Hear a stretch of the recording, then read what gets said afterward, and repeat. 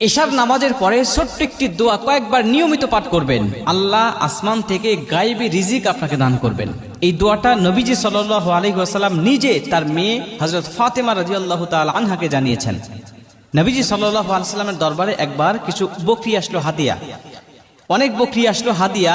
এই হাদিয়াটা দেখে গেলেন হযরত আলী রাদিয়াল্লাহু তাআলা আনহু। এদিকে আলী রাদিয়াল্লাহু তাআলা আনহু ঘরে কয়েকদিন পর্যন্ত কোনো খাবার নাই।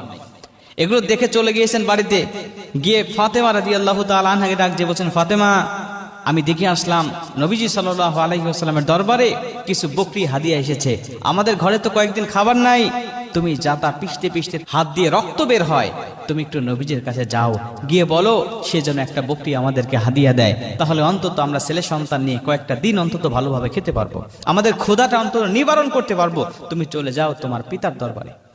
ফাতেমা রাদিয়াল্লাহু তাআলা দেখলেন কথা তো ঠিকই, বাবার দরবারে এত হাদিয়া, চাই না একটু একটা বকরি নিয়ে আসি, আমাদের ছেলে সন্তানকে নিয়ে আমাদের পেটের ক্ষুধাটা অন্তত নিবারণ করতে পারবো। চলে গেলেন, গিয়ে বলছেন, বাবা, আমি শুনলাম আপনার দরবারে অনেক বকরি হাদিয়া এসেছে, একটা বকরি আমাদেরকে দেন, আমরা কয়েকদিন যাবত আজকে অভুক্ত অবস্থায় আছি, আমাদের সন্তান আপনার আদরের নাতি হাসান হোসেন পর্যন্ত না খেয়ে আছে, একটা বকরি হাদিয়া দেন, এটা নিয়ে আমরা একটু তাদের ক্ষুধাটা নিবারণ করতে চাই।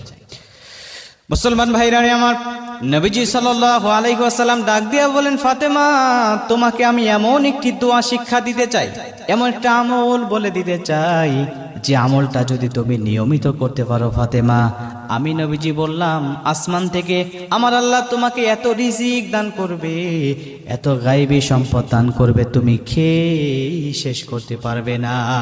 গায়েবী রিজিক আল্লাহ তোমাকে দান করবে। ফাতেমা, তুমি বলো তুমি কি নিতে চাও, বলো, বকরি নিয়ে যাবে নাকি এই দোয়াটা তুমি শিক্ষা নিবে, এই অমূল্য দোয়াটা তুমি শিক্ষা নিবে নাকি বকরি হাদিয়া নিবে, বলো।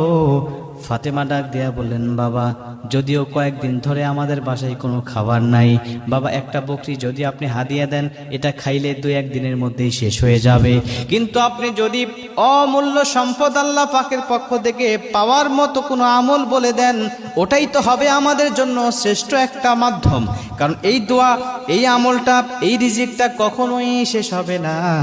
এই আমলটা করে করে আল্লাহর দরবার থেকে আমি রিজিক নিব, আর আল্লাহ পাক আমার সংসারটাকে সুখময় শান্তিময় করে দিবে।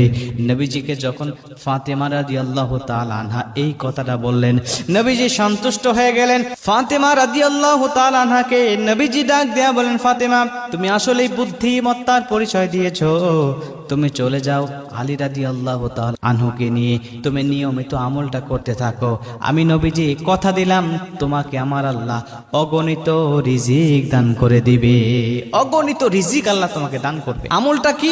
আমলটা হলো আল্লাহুম্মা ইয়া আউয়ালাল আউয়ালিন, ইয়া আখিরাল আখিরিন, ইয়া যাল কুওয়াতাল মাতিন, ইয়া রাহিমাল মাসাকিন, ইয়া আরহামার রাহিমিন। এই দোয়াটা তুমি নিয়মিত পাঠ করতে থাকো, আমি নবীজি বলছি কখনো তোমাকে আল্লাহ অভুক্ত অবস্থা রাখবে না।